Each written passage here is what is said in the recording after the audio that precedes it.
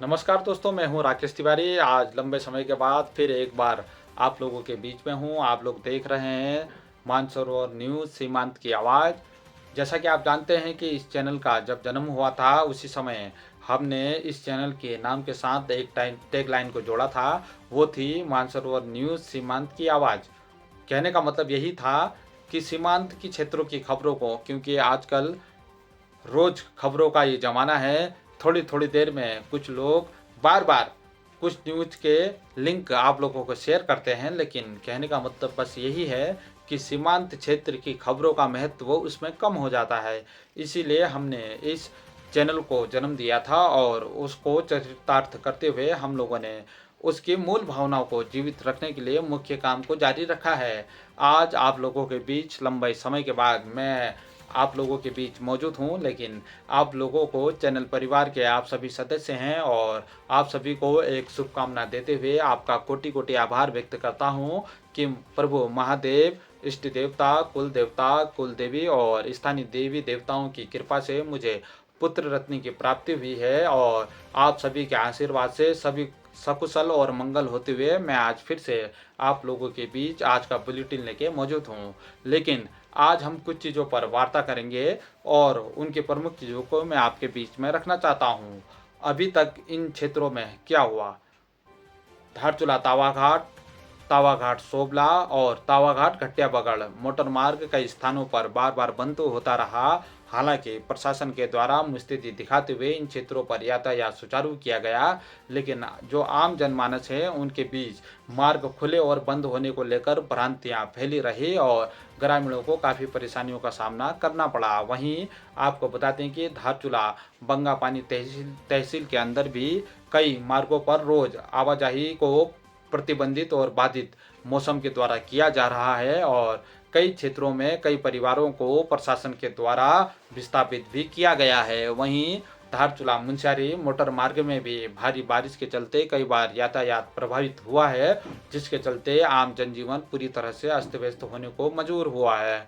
मैं आप लोगों के बीच में आज से इस बुलेटिन को रोज जारी करूंगा और क्षेत्र की समस्याओं को लेकर के आप लोगों के बीच में वार्ता करूंगा। आप लोगों से लगातार एक चीज़ को लेकर मेरा आग्रह हाथ जोड़कर निरंतर जारी रहेगा कि मानसरोवर न्यूज़ सीमांत की आवाज़ में आप लोगों के द्वारा क्षेत्र की समस्याओं को लेकर के निरंतर हमसे संवाद को जारी रखा जाएगा, जिस बात को लेकर हम शासन और प्रशासन के बीच में लगातार अपनी बात को आप लोगों के बीच में रख पाएंगे। वहीं प्रशासन के द्वारा होने वाली जो जानकारियां हैं उसको भी आपसे अवगत कराएंगे। साथ ही आप लोगों के द्वारा बताई गई परेशानियों को शासन और प्रशासन के बीच में समन्वय कर कर उसको सही समय पर हम ठीक कर सकें और आपको होने वाली परेशानियों को कम से कम कर सकें। इसके लिए जो मानसरोवर न्यूज़ सीमांत की आवाज़ है उसकी मुख्य उद्देश्य को हम लगातार पूरा करने के लिए कार्य करते रहेंगे। धन्यवाद।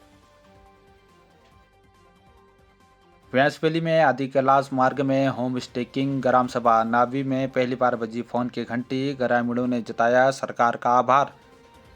व्यास घाटी के चीन सीमा से सटे माइग्रेशन ग्राम पंचायत नाभी 10,500 फुट में आज़ादी के बाद पहली बार फोन की घंटी बजी।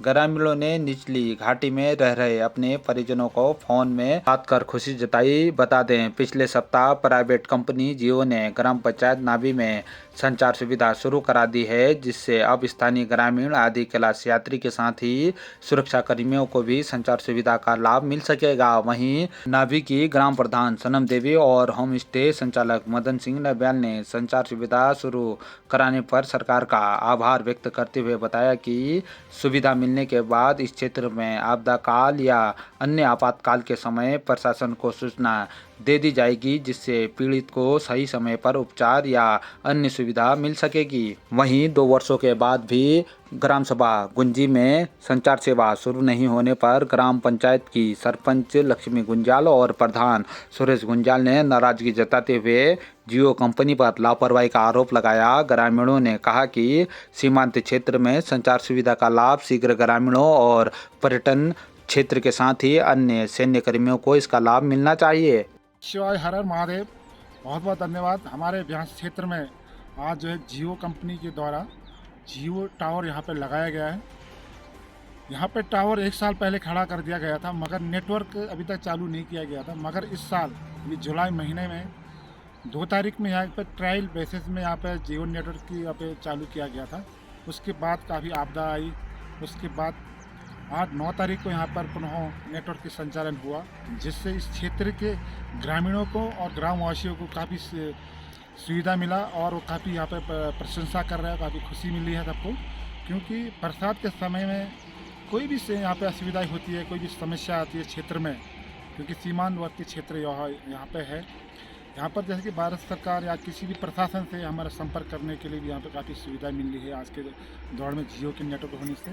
क्योंकि कहीं आपदा के समय में लोग कहीं फंस जाते हैं, तो इस तरह की सुविधा हमको मिला, इसके लिए बहुत बहुत धन्यवाद है। मगर हम जियो कंपनी से ये निवेदन करते हैं कि जिस तरह से नेटवर्क की सुविधा अभी जो जियो 4G नेटवर्क चल रहा है, वो ऐसी ही सुविधा आने वाले भविष्य में हमको देते रहे। और कोई भी समस्या हो तो हम गाँववासी सब सहयोग करने के लिए यहाँ पे सक्षम है, तत्पर यहाँ पे उपस्थित है। तो ऐसा सुविधा हमको मिलते रहे। बहुत बहुत धन्यवाद है। ऐसे नेटवर्क आने वाले भविष्य में हमको मिलता है। बहुत बहुत धन्यवाद।